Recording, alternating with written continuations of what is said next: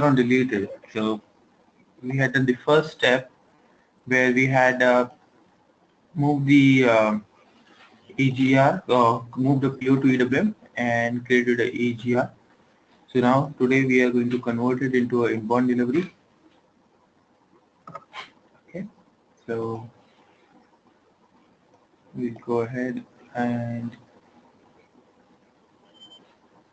okay, here it is. So in EWM we are going to convert this EGR. I'll just open the EGR first.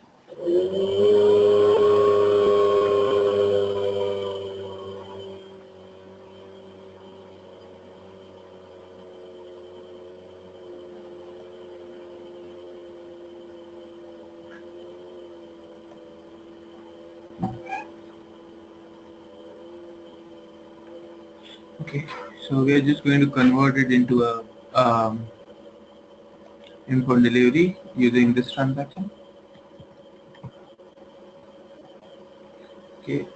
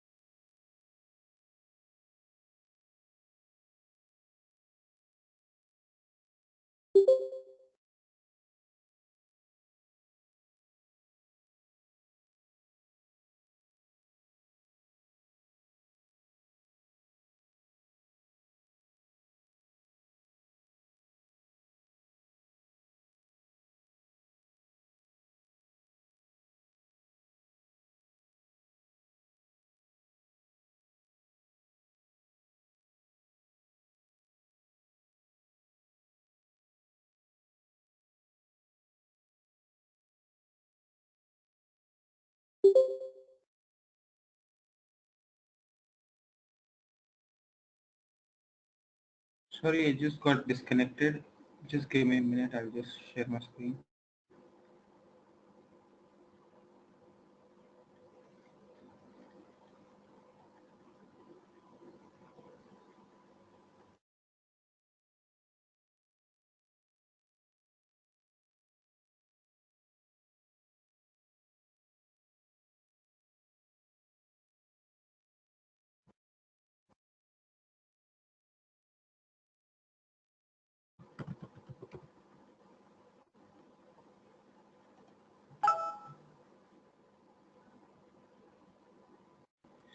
So here,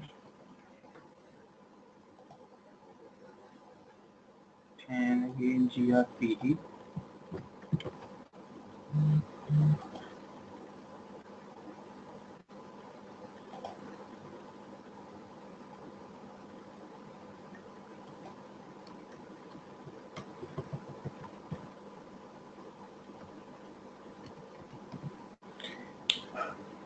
So suppose this consignment is received by us, and there is no inbound delivery for this particular consignment.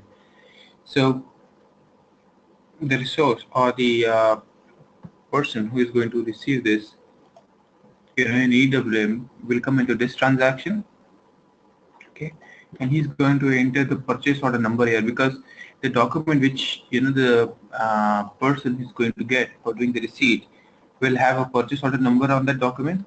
So he'll try to see if there is any EGR for that in the system.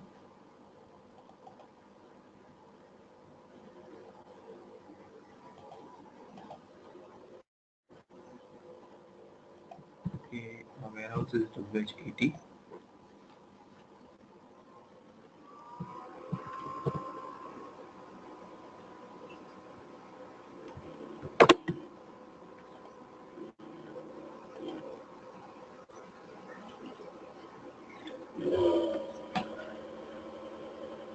So the user will see that there is the EGR document available for this. So you can convert this EGR into an inbound delivery. Okay. So just bear with me. This is a new transaction. I'm just trying to. So what you have to do is flag this, copy flagged item. Okay. So you'll get a pop-up. So if you remember, now you can see that this is the detail which we generally give in ECC, like what is the AS number. This is the vendor delivery number.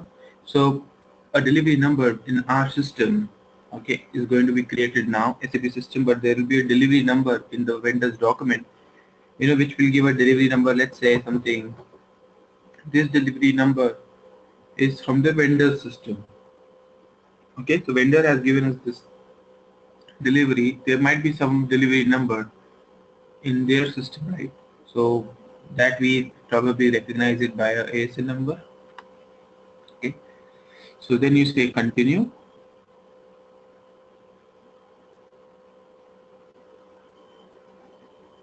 So you can see this indicator Y being set over here. Y means manually, okay? And then you will say save. So this is going to create inbound delivery in the background. So you can see delivery number 11303 created. Okay. Now let us check that inbound delivery in EWM. So the transaction to check inbound delivery, as we know, is PRDI. So 11303. Okay. If you see, this is the delivery which has been created now. It is for the same purchase order. Here we can see the purchase order details.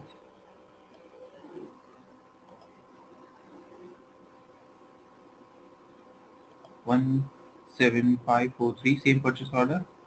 And any delivery, both systems, ECC and EWM, are always to be in sync, right?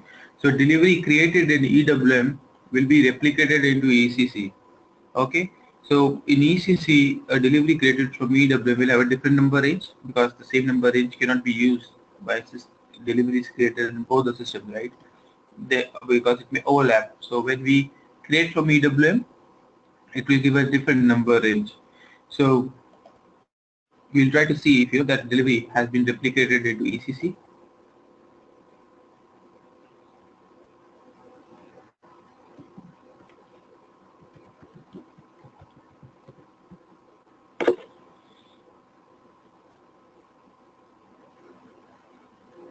So any delivery that you will be creating in EWM, will have this option over here.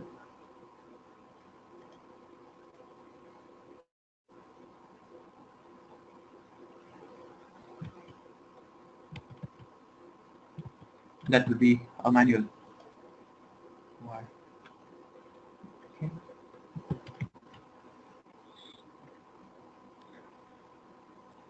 Okay.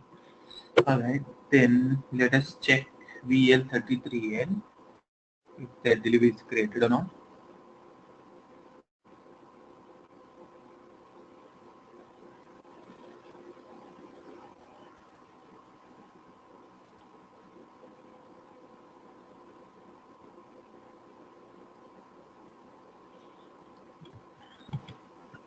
Here I add the delivery.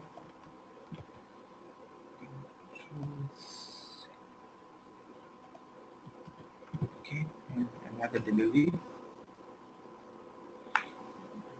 It does not exist. Let me see if it has failed in keyword. Maybe I'll have to do a good receipt to see getting it replicated. So I do a good receipt after creating delivery. So you can see message going to ECC. So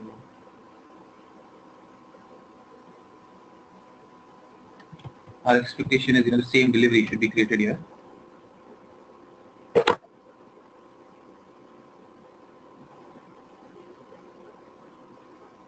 ECC is a bit slow, so yeah. So you can see delivery is created, and I have posted a GR for this, so that GR will also be posted for this delivery.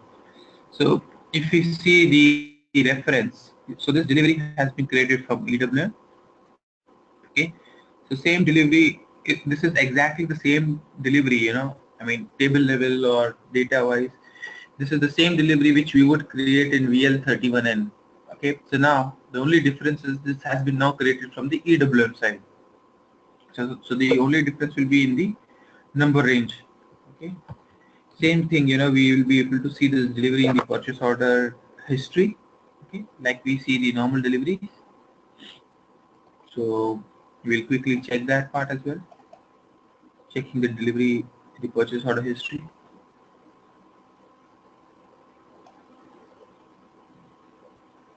Here is a purchase order.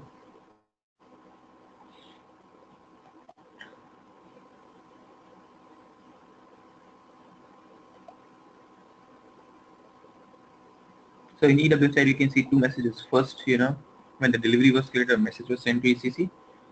Then, when I did a GR, another message was sent to ECC. So after delivery is created, the GR is the same way as it would be done in the normal delivery.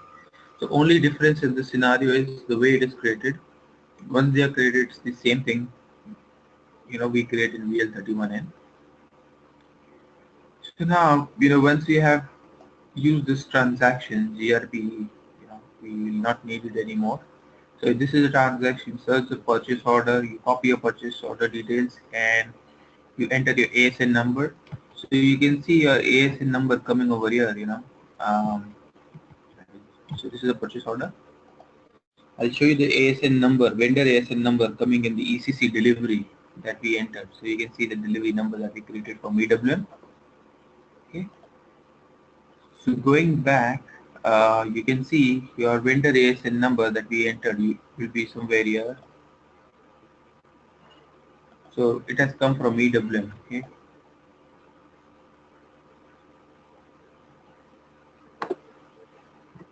So you can see this is the vendor ASN number. Okay. External identification from vendor. So this is kind of vendor in delivery number. Okay. Then I mean we'll quickly see. The GR should also be posted by now.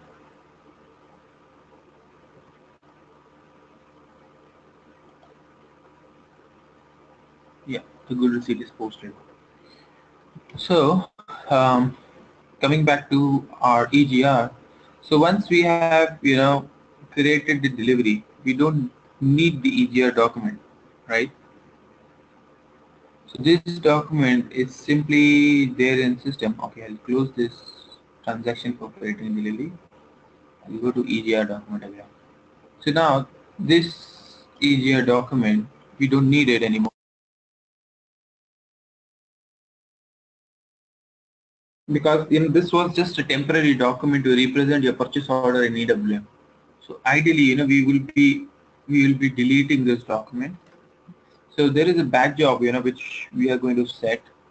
Okay, so what this batch job is going to do is you can say um,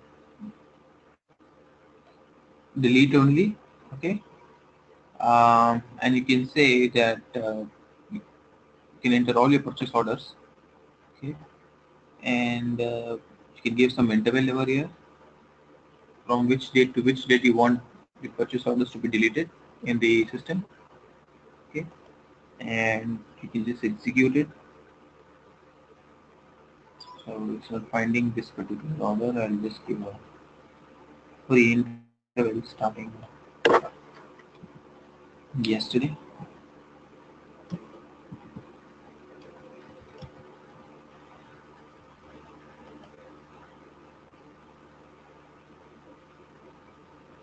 So what system has done is it has recognized one purchase order, okay, which is no longer required because that purchase order which was there, EGR document which is there in EWM, we have converted into a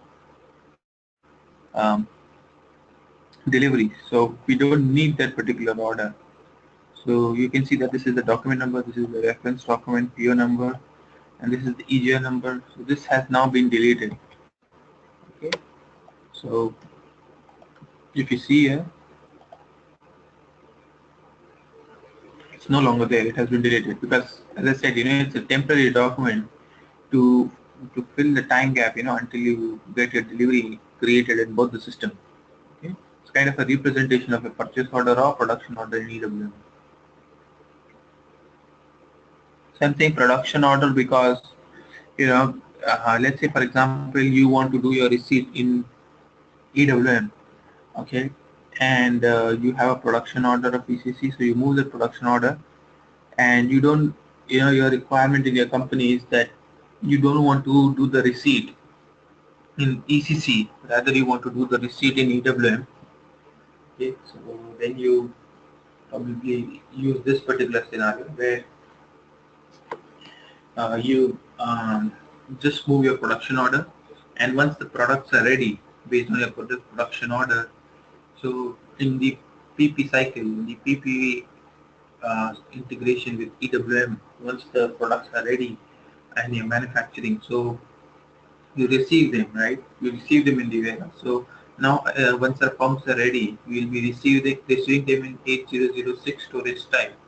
So once we receive them, so we can receive them by doing a GRN ECC against production order, which will create a delivery, or we will do a we get the purchase order moved using this transaction into EWM. Okay, so once this transaction moves to production order to EWM, we, as in when how much quantity we want, we can receive using the GRP transaction in EWM. Okay, and later on, once the production order is completely satisfied, all deliveries are created, then we can delete it using standard report. So basically, this two transaction of sending the purchase order to or production order to EWM and deleting them once they are converted into into inbound delivery is carried out in background. So we have a batch jobs which will be running both this transaction.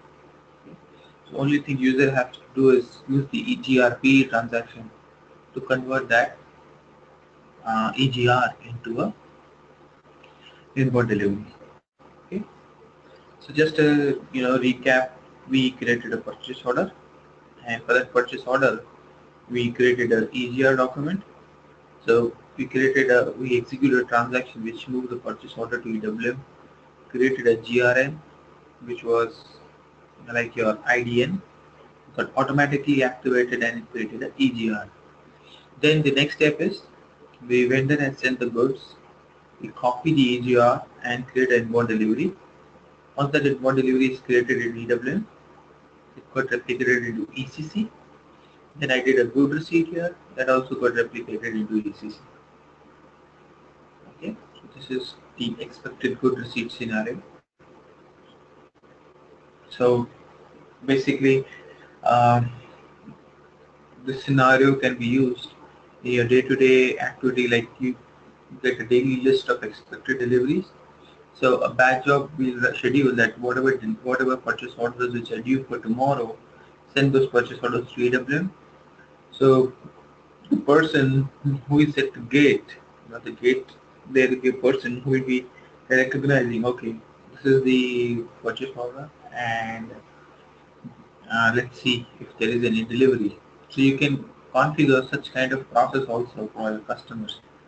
Okay, so the person at the gate, he says, okay, these are not bolts, washers, small items. There is no delivery. There is a purchase order detail. Copy that purchase order, create a inbound delivery, do the door assignment, do a GR, and then release the door. So, so you can, um, use this in a different process of getting it created right at the gate, and then there are, you will see things like transportation unit. It's nothing but a representation of your truck or trailer in EWM. So we are going to see this in yard management. So as of now, just a high level understanding of what they're going to do is, once the inbound delivery comes, we are going to assign it to a door using a vehicle. We create a vehicle, assign the delivery to the vehicle, move it to the door. Okay, so this kind of activity will be carried out by a gatehouse person. So this is It only also a possible Shilpa here. flow. Yes, Shilpa.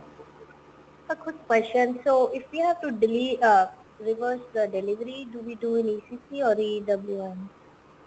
Okay, irrespective of whether it's a delivery created by VS31 or EGR, always deliveries are to be deleted from EWM only, because any delivery which is EWM managed, it is not possible to change them in ECC.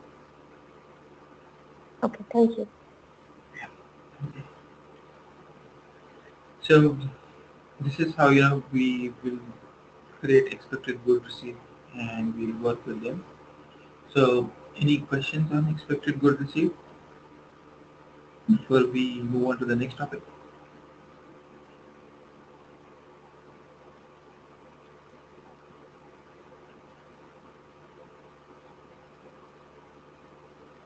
Yes. Yes, yes. When we delete the document by batch job or reaching a transaction delete, I Mhm. mean the document is completely deleted or it's archived. It's completely deleted. It's an archive. Okay, so We cannot and retrieve it back. okay, fine.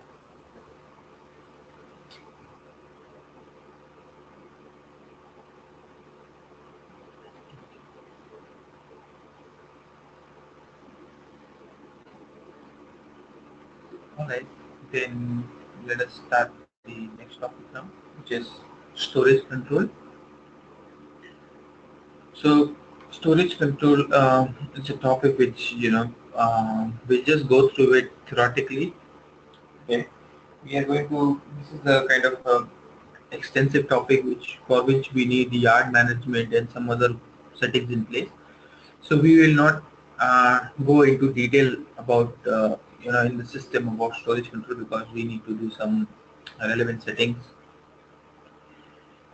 maybe this week and next week, and week after that, maybe in week 5, we'll be going through the end-to-end storage control process. Okay. So today, we'll just try to theoretically understand what a storage control is. Storage control is a concept which you will see in inbound process, outbound process, as well as internal process. Okay. Storage controls are of two types, you know, process oriented and layout oriented. Okay. So The other name given to a storage control process is that it's a complex stock put away or stock removal. So, as of now, what we have been doing is GR put away, GR stock in GR zone, then from GR zone stock to 8005, process complete. Now, we have been talking about a process where your inbound will be carried out in different steps. Like first we'll do unloading, then good receipt, then deconsolidation, then move it to quality, then put away. So you're this kind of process where you are not doing just simply GR and put away. So the current scenes that we have been facing, current scenarios we have been facing, those are good receipt, put away. Those are called as simple. Let's say we are into inbound, so we call them as simple inbound process or simple put away process. The one where we carry out this process by moving it to subsequent work centers or subsequent steps. Those are called as complex putaways or complex stock removal. Okay, so it becomes complex because it is now divided into different steps. It's no longer just do it in one step. Okay, so now there can be one step or multiple steps. Now the reason of the you going into this multiple step is there are two reasons based on which we'll be going into two steps. So first reason is because of any process, correct? So if we go back to our layout, our warehouse layout that we have been working on, I'll be explaining you why we need a storage control. So the reason will help us understand the two types of storage control. Okay. So first type is process oriented. So what we are doing here is we are doing the unloading process, moving from door to the staging area. So the vehicle is standing here. We are taking the stock from the vehicle's door, vehicle back portion, and putting it into GR zone. So it's kind of unloading. So this is a process going on here. Okay. Then we move it to deconsolidation. Again, we are moving it for kind of repacking activity. Again, a process is driving this movement, right? We need to do some process on this product. Again, moving it from decon to quality, it's again a process of quality inspection, which is driving us to add another step in the flow. Okay, and then we are moving it to 8005. Now, let's say for example, this is a process oriented flow from here to here, here to here, here to here, and from here to here. Now let's say for example, so this is basically a process oriented storage control.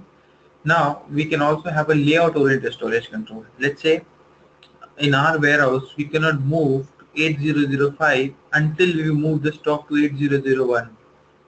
So let's say the space. So what a person, once he has cleared the quality, he will take the stock from quality and he has to take it and keep it here. Okay, because he cannot directly take it here because there could be different reasons. One, there is the capacity of forklift in this storage type is very small. Okay, so you cannot take bigger forklifts, but the forklifts that you use here and here are let's say of 5 tons, but here you can only take a 2-ton forklift.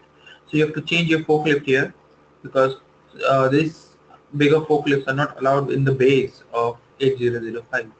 So what you will do is you will take the stock from here, keep it here or maybe here outside, and then another forklift or some other equipment will be used and the stock will be taken from here and put in the rack.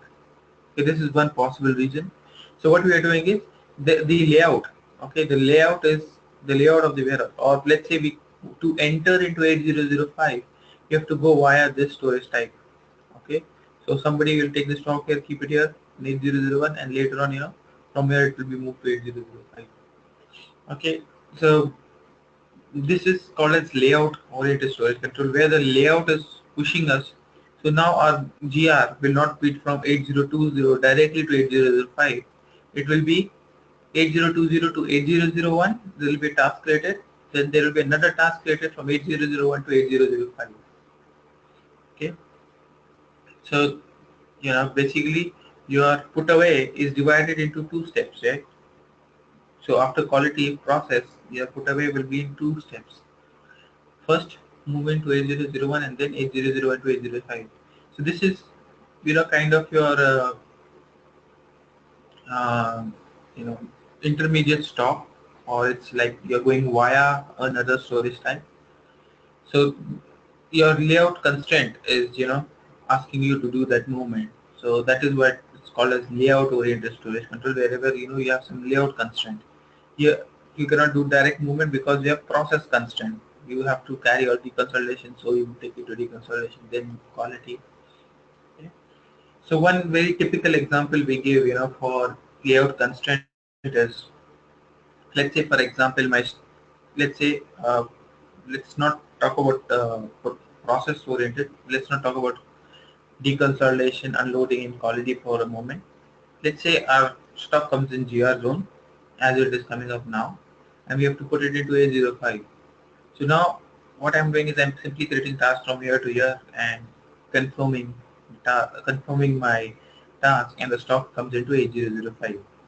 Now let's say GR zone is on the ground floor of your warehouse and 8005 is on the first floor on the warehouse. Okay. Now, what a layout is suggesting you that you cannot take it directly to first floor. So you have to take it via lift, right? So there will be two tasks created. One from your GR zone to your lift. Okay, let's say we create a lift somewhere here to show it.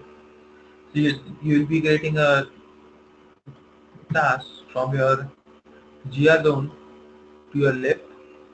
Okay, so lift will be a bin. Okay, you create a task will be created from GR zone to lift, and then from lift to your 8005. So yeah, in this the first process we were talking about moving via 8001, that was a combination of process and layout oriented. Now we are not using process oriented, we are just using layout oriented, where from GR zone I cannot take it directly to this. So my put away task will be task number 1 to lift, task number 2 from lift to the second to the first floor bins in 8005. Okay. So your put away process can be only layout oriented, where we don't do processes, or it can be a combination of process and layout oriented, where you do process and then maybe after quality you might take it to lift and then move it to 8005, or after quality you may move it to 8001, then move it to 8005.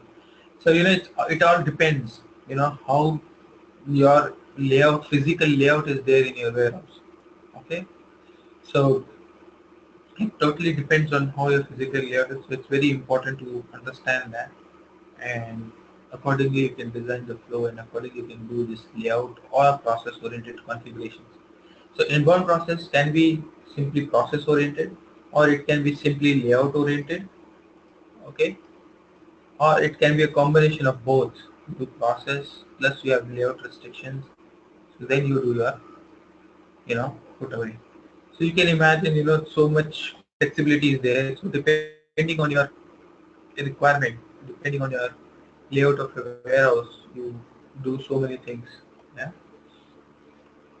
So what determines your whether you have to go for a complex or a simple operation?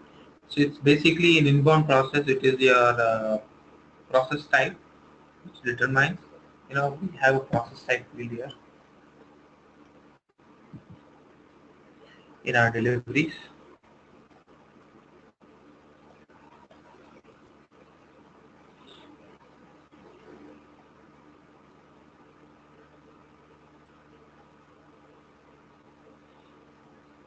So this is the process type.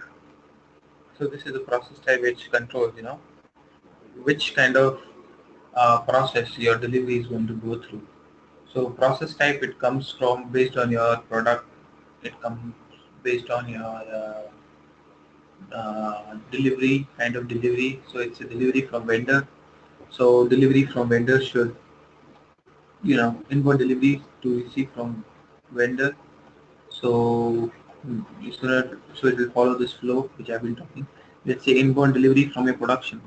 So we can say once we receive a production, we can have a layout constraint before moving into 8005, or after production we can just directly, a different delivery will be there for receiving from production. We can say take it to a labeling station and then move it to 8005. So we have a different delivery for inbound from vendor, different delivery for inbound from production. So we can have a different flows for that. Yeah. So so for inbound, mostly the process type controls this, what kind of process you are having. Then okay, we were talking yesterday, about a handling unit task and a product task. Okay. So this operation that we are going to do, where we are going to use process-oriented or layout-oriented storage control. Okay, so just a recap, you know, we put it from door to GR zone, that will be unloading, GR zone to deconsolidation, that will be your second step, second movement, and in deconsolidation you split.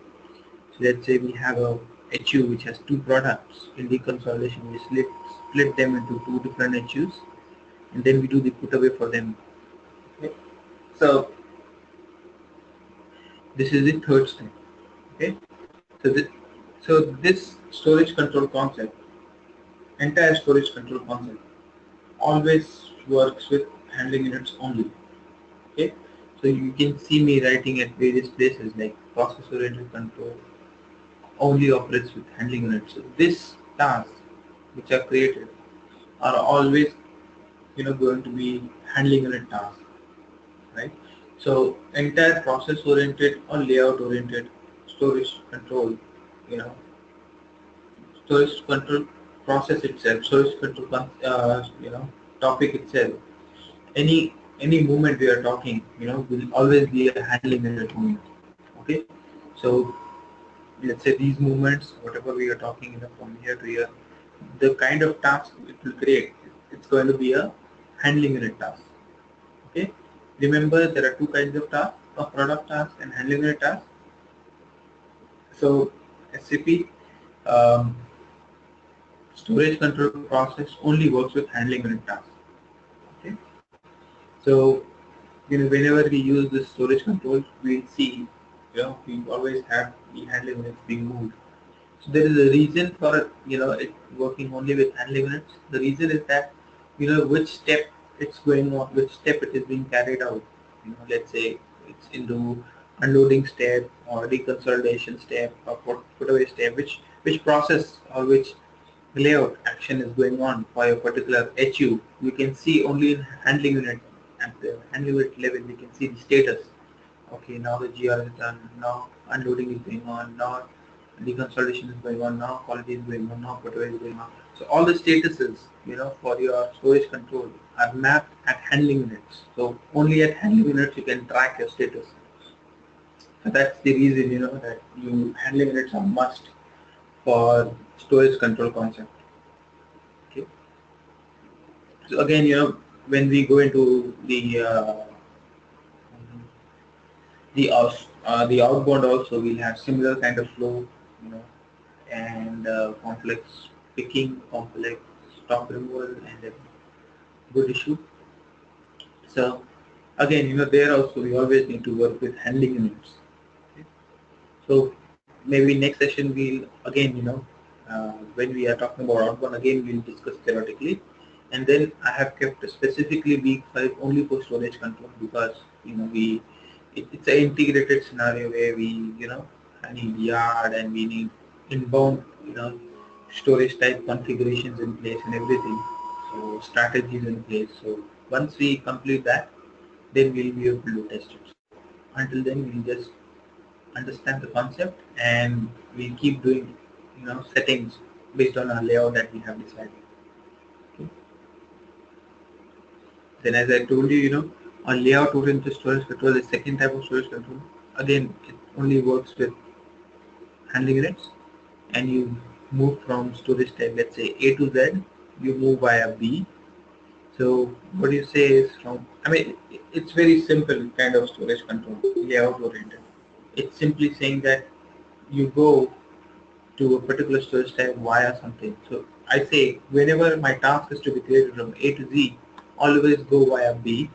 Whenever any task of my movement, any of my movement, let it be go to C or put away or stop number, whatever task, if it is going from B to Z, always go via C. So that if I try to do a put away, let's say this is GR zone and this is 8005, system will always take me create two tasks, A to B, B to C. So once I confirm this, once I move the stock to B, then this task will be taken off and another task will be created to move from B to C. And once you move it to C, then you get the third task to move from C to Z. So, you can have n number of layout steps in between, yeah, depending on your warehouse structure, how it is. Okay. So, there is one exception where you cannot use handling units, that is during picking. Only in storage control there is only one exception where we don't use handling units, is that during picking, because when we pick, it's a product task and we pick into an HU. So basically, basically it will be easily understood when we talk about picking. So that time we'll come into that exception point. Why in picking or identification point, you know, why we don't get handling unit tasks. So that's the small exception that we have. So we'll cover that during our outbound. So basically there are two kind of storage controls: process oriented, layout oriented, and we have talked about the storage controls on the inbound side. Okay, so we just saw a diagram previous screens where we saw the uh, storage control with the consolidation in inbound. Now if you want to see storage control with quality inspection in inbound, so it will be, your steps will be like this. First step, you unload to a GR zone. Okay, let's see your unloading step. Okay, so second is you move from your unloading to your quality inspection. Okay, so third step will be to move, once you've done your quality, you've cleared your quality, you move it to your packing, repacking area, where your handling unit will be split into separate handling units. So let's say I'm assuming that this handling unit has more than one product.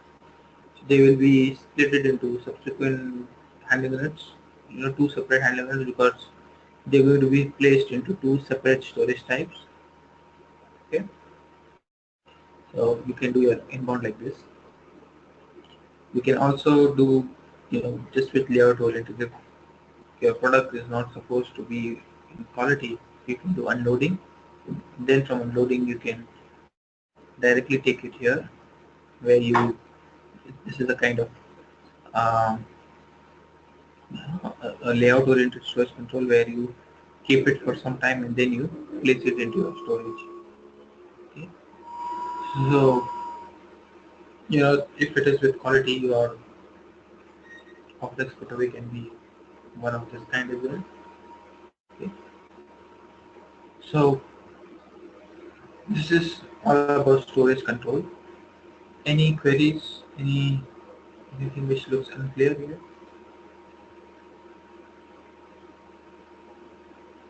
I mean, my suggestion to you is just think about it from a theoretical point of view as of now. How this is done in system, we'll catch up that later. But theoretically, is this clear?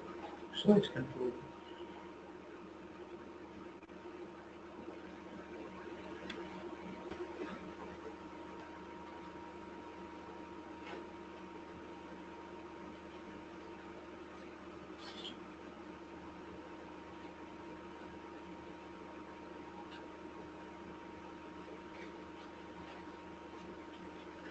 So, any questions on storage control before we go on to the next topic?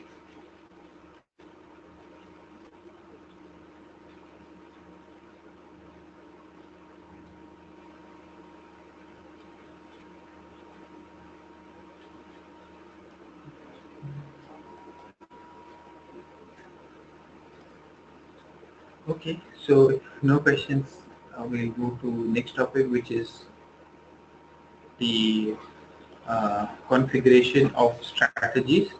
Okay, and these strategies basically are basically in inbound. Now we have three more topics to cover. One is your quality inspection, how we do it in inbound. Then next is how the strategies are controlled. So basically, um, now what we are going to do, what our basic aim is as part of this strategy is, we have our products which we have identified, okay, where they are going to be stored. Now we are going to develop strategies, right? So strategy, what these strategies are going to do is, once we do the good receipt, we create a task. So now we are creating tasks manually, and we are moving the stock manually from your zone to your storage type. So in a actual business world, your tasks are always going to be created automatically, right? So your good receipt, after a good receipt, your tasks for your put away should be created automatically. So what settings?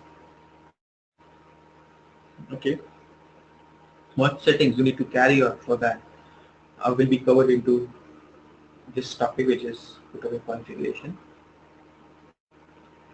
So in this particular area, what we are going to do is we'll be splitting it into three sections. Okay, put away configuration. So let's say this is a delivery, okay, and we are clear until GR. Now our main focus goes to the steps after GR. Okay, so let's say these are some 1,000 pieces which we have to put away. So if I try to create it, I have to create a task. So I'm just creating it manually. But in a regular business world, these tasks are not going to be manually created. Okay, this task will be automatically created. So I can do a PPF, like the condition record, like this. What we have here, PPF. I can enter the condition record where a PPF will run and it will try to create a task automatically. Okay, so but before scheduling the PPA, okay, before maintaining the condition record, I need to make sure that the products are going into the right area. So the PPA will simply create, and when PPA tries to create tasks, it will get this error, or anybody tries to manually create. So now we need to develop strategies that automatically the products go into the relevant storage areas for placement. Okay, there should not be any user intervention here. So nobody should go and tell that this stock you take it there, that stock will be taken there. It's an automated warehouse.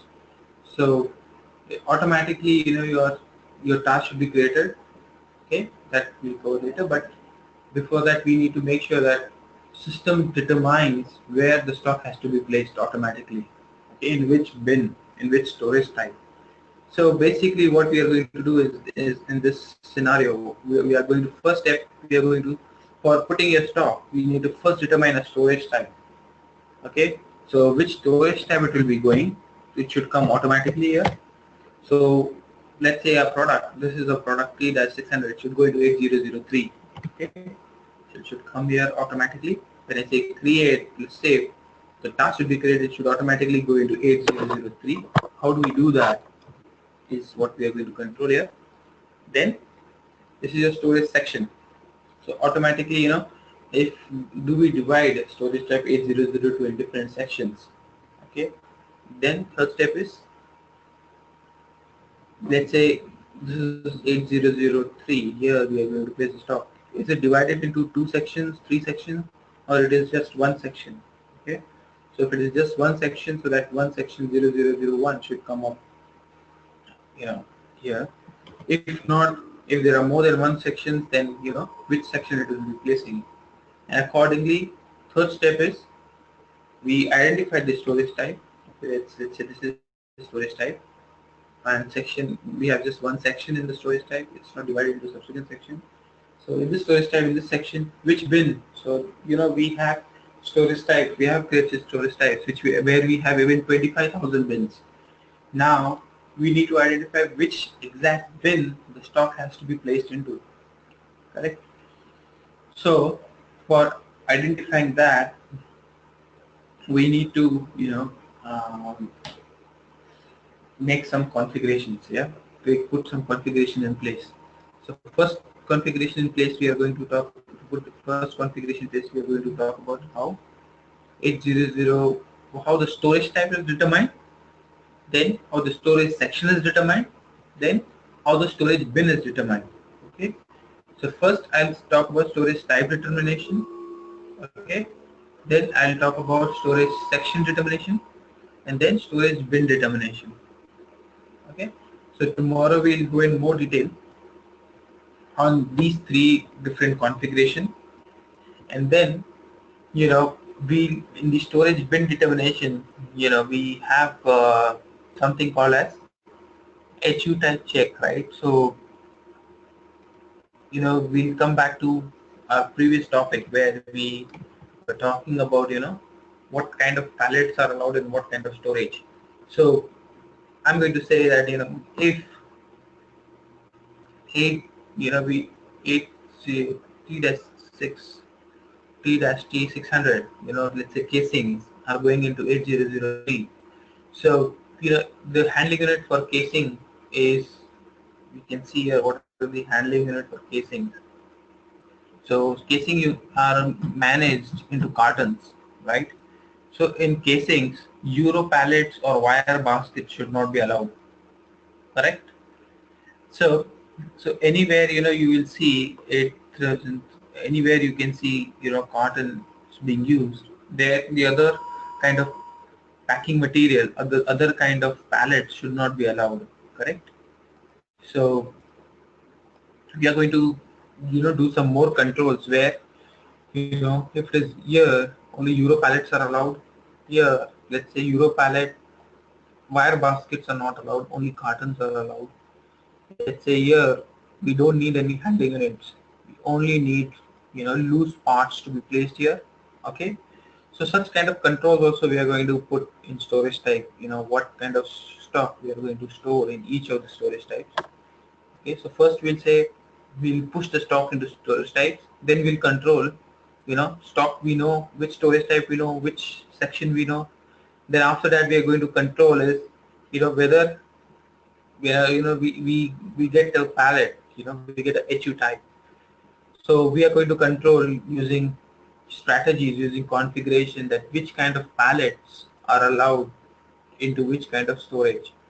Okay, so while doing the bin determination, let's say there are aisles, there are a lot of aisles here like this, we saw aisles like this, big aisles, they are placed like this parallelly. So in some aisles, we also saw in the video, in some aisles you are allowed to enter some special pallets, but in some aisles because of the dimensions some other kind of pallet is not allowed. So how do we control that? So handling unit type and bin types, you depending on the bin dimensions and depending on your handling unit dimensions, how do we control the flow? So we do not want, let's say my storage type 8003 is divided into two sections, right? So this section has smaller bins, this section has bigger bins. So now if I receive in cartons, I should go into smaller bins. If I receive it in Euro pallet, I should go into bigger bins. Yeah. So what I want to control here is, I don't want to, if I receive in carton, I don't want to put, I want system to automatically place it into smaller bins. I don't want it to go into bigger bins, right? So dimension wise control, dimensions of your handling unit, dimensions of your bins, the kind of storage they can do, accordingly we want to design a flow. Okay, so we will put some controls also, that places like this we only allow only special kinds of palettes. Places like this, we don't allow any palette. Places like this, we allow one or two kind of palettes, and some kind of palettes we don't allow. So we are going to define some, put some logic, put some reasoning behind, where which kind of palette is allowed and where in which bin a particular palette can be stored. Okay, so this is again, very very important configuration in your warehouse. It's not only with EWM, we also had similar configuration in WM. Okay, so next session we are going to first take storage type, storage section, and then slowly we'll move into the bin determination, where we talk about HU type, bin type, and accordingly we move the stock. So our aim basically, by end of this week, is make sure that these parts, they go into these areas and they go into the right handling unit, wide distribution into the right bin. Okay, so we might divide general storage into two types of bins, and then we'll say, uh, these bins are for Europallets, these bins are for, cartons, and then we can control things accordingly, and that only cartons going to the carton type of area, Europallets going to Euro type of area, and those kinds of things are determined. So the basic aim, if we divide our aim, first thing is determination of storage type, section, then appropriate bin. Storage type and storage section are simple, just two single level configuration we have to do. But your bin determination is again, it's like a lot of logics, right? First, we need to see the handling units type, whether handling units are allowed or not, which bins are, part of the, can store that particular handling unit. Then we need to say, which bin type, are allowed. So which bin type, which handling units can be stored in which kind of bins. That is the first thing. Then we need to control is, okay, we have 1,000 bin out of 25,000. Let's say 1,000 bin, this pallet can be stored. So out of this 1,000, which bin should be selected? Okay, so there is, a lot of logic put behind that, lot of controls we can do depending on our business requirement. We will discuss with business how they want the bin to be determined. In a faster moving warehouse, there are lots and lots of thinking done behind these small things, because the flow, depending on the flow of a product, it should not be restricted. It should be uninterrupted, and it should be smart. People coming in should not be uh, there will be a flow decided, right? People coming into a warehouse should not be obstructed by people coming out of your storage type. Yeah, so coming into storage type should not be obstructed by people coming out. So there is a flow determined and in a particular direction. So the put away goes in a particular direction, removal goes in a particular direction. So all this logics and all this thinking we are going to put behind our warehouse as well. Okay, and we'll design our flow accordingly. Okay. So we'll stop here today. Okay. So we'll catch up again tomorrow, where we'll start with the configuration, storage type, section determination. Then once we do that, we'll cover two remaining topics of slotting and quality inspection for you. Okay. So any questions before we end for today?